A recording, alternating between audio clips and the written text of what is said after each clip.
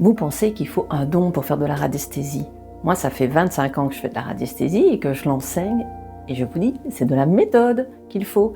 Il faut une méthode précise qui va vous aider à savoir comment pratiquer la radiesthésie. C'est vraiment quelque chose qui va demander de l'entraînement, va demander une certaine évolution. Et souvent, qu'est-ce qu'on veut? On veut arriver du jour au lendemain comme ça, on se dit « Ah, je prends un pendule, ça doit répondre juste, ça doit être ça ». Non, ça va pas comme ça demande un entraînement, ça demande du temps, ça demande de lâcher prise aussi. Donc c'est vraiment un travail sur soi en même temps. Alors, il y a un avantage d'utiliser le pendule universel, c'est qu'il n'y a pas de convention mentale. C'est un petit peu plus facile au début quand on veut faire de la radiesthésie, je vous montre. Donc le pendule universel, ce pendule, on va pouvoir le régler.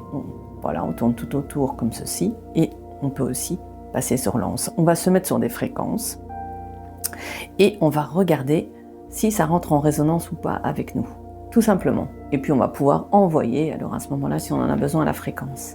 Donc c'est un peu plus simple que juste d'utiliser un pendule avec la convention du oui, du non. Ça permet de s'initier à la radiesthésie de manière ludique, facile. Tout le monde peut y arriver. Vous pouvez être débutant, ne jamais avoir touché un pendule de votre vie, vous allez pouvoir travailler avec le pendule universel. Moi, j'enseigne une méthode qui se fait sur plusieurs niveaux, 3 niveaux.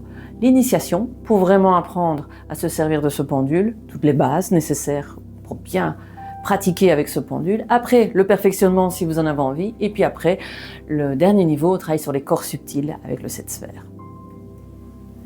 Si vous voulez plus d'infos, vous pouvez aller voir sur mon site. À très bientôt.